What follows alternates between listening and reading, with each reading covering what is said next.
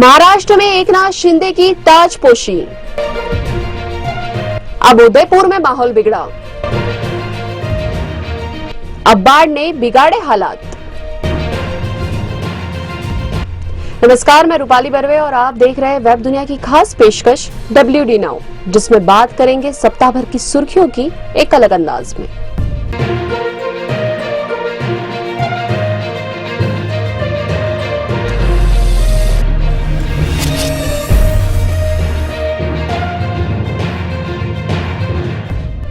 शिवसेना के बागी गुट के नेता एकनाथ शिंदे को महाराष्ट्र का नया मुख्यमंत्री बनाने के भाजपा के कदम को उसका मास्टर स्ट्रोक कहा जा रहा है।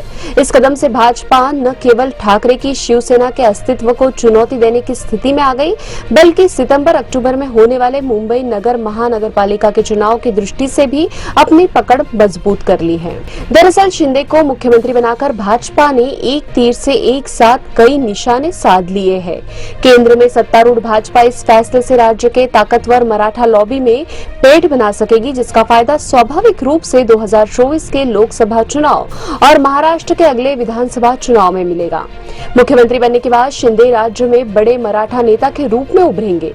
इससे शरद पवार व अन्य मराठा नेताओं का असर कम होगा, जिसका फायदा सत्तारूढ़ गठबंधन को मिलेगा। शिंदे को मुख्यमंत्री बनाकर भाजपा ने एक बार फिर सबको चौंकाया है। किसी को भी यह अंदाजा नहीं था कि 100 विधायकों वाली भाजपा मुख्यमंत्री पद बागियों की झोली में डाल देगी। राजनीतिक गलियारों से लेकर विश्लेषकों तक सभी का अनुमान था कि देवेंद्र फडणवीस ही एक बार फिर महाराष्ट्र के मुख्यमंत्री होंगे, लेकिन उन्हें डिप्टी सीएम की कुर्सी दी गई। हालांकि पार्टी के इस फैसले पर फडणवीस ने खुलकर नाराजगी तो जाहिर नहीं की, लेकिन उनके चेहरे के भाव स्पष्ट रूप से बता रहे हैं कि वे इस फैसले से खुश नहीं है।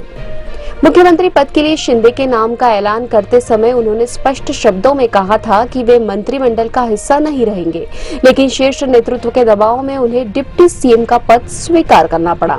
उनकी नाराजगी का अंदाजा इस बात से भी लगाया जा सकता है कि मुंबई स्थित भाजपा मुख्यालय में आयोजित जश्न में वे नहीं पहुंचे। ज्यादा अच्छा होता कि पार्टी उन्हें डिप्टी सीएम बनाने की बजाय पार्टी का प्रदेश अध्यक्ष बना देती, या फिर उन्हें केंद्र में मंत्री बनाया जा सकता था, क्योंकि फडणवीस को डिप्टी सीएम बनाना सीधे सीधे उनका डिमोशन है, जो शायद वे पचा नहीं पा रहे हैं। राजस्थान के उदयपुर में 28 जून की दोपहर कन्हैयालाल नामक एक टेलर की 2 मुस्लिम युवकों द्वारा गला रेतकर हत्या कर दिए जाने के बाद पूरा शहर सांप्रदायिक तनाव से घिर गया। राहत की बात यह रही कि शहर में कोई हिंसक वारदात नहीं हुई। कन्हैया का दोष इतना ही था कि उसने भाजपा की निलंबित प्रवक्ता नुपुर शर्मा के समर्थन में सोशल मीडिया पर एक पोस्ट डाल दी थी। इसके बाद उसे जान से मारने की धमकियां मिलने लगी। उसने पुलिस में इसकी शिकायत भी की, लेकिन उसकी बात को गंभीरता से नहीं लिया गया। धमकी के 5-6 दिन बाद जब उसने दुकान खोली तो नाप देने के बहाने 2 शख्स दुकान में घुसे और बहरे में से उसकी हत्या कर दी। इतना ही नहीं, आरोपियों ने घटना का वीडियो भी वायरल कर दिया। इससे लोगों का गुस्सा और भड़क गया। लोग विरोध स्वरूप उदयपुर की सड़कों पर उतर आए। प्रशासन को कर्फ्यू लगाना पड़ा। इस घटना से उपजे सांप्रदायिक तनाव का असर न सिर्फ उदयपुर बल्कि देश के बड़े हिस्से में देखा गया। पूरे राजस्थान में एहतियात के तौर पर इंटरनेट को बंद कर दिया गया और धारा 144 लगा दी गई। हालांकि पुलिस ने त्वरित कार्रवाई करते हुए दोनों प्रमुख आरोपियों को दबोच लिया। जांच के दौरान यह भी सामने आया है कि आरोपियों को पाकिस्तान से ट्रेनिंग मिली थी। वीडियो वायरल कर वे लोगों में दहशत पैदा करना चाहते थे।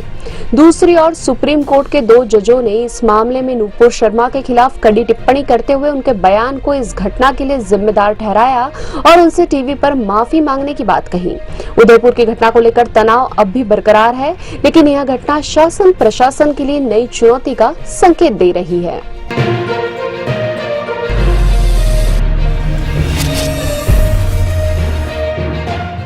मौसम के करवट बदलते ही लोगों को झुलसाने वाली गर्मी से तो राहत मिल गई, लेकिन भारी बारिश के बाद कई राज्य बाढ़ की चपेट में आ गए। असम में बाढ़ की स्थिति सबसे ज्यादा खराब है।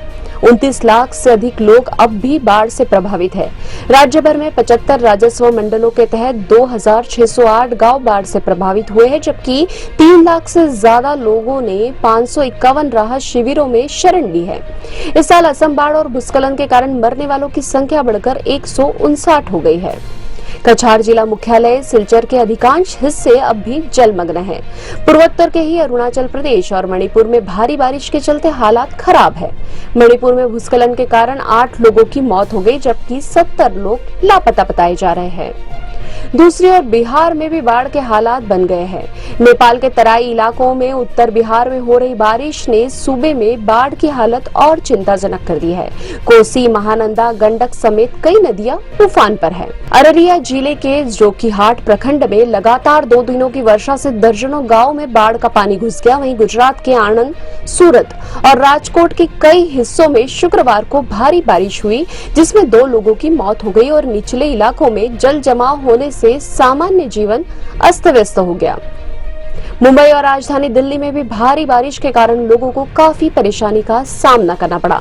दिल्ली और मुंबई में सड़कों पर पानी भरने से जगह जगह जाम की स्थिति देखी गई।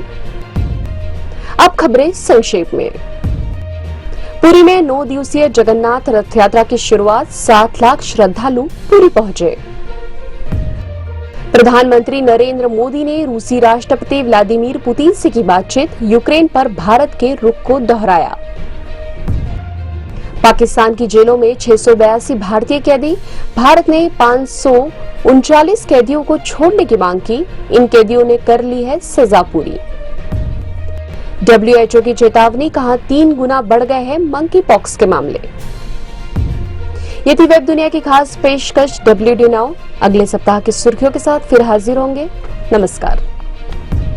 वेब दुनिया की सभी से अपील है कि भीड़ भाड़ से बचें, मास्क पहने व सैनिटाइजर का इस्तेमाल करें। साथ ही सोशल डिस्टेंसिंग का पूरा पालन करें।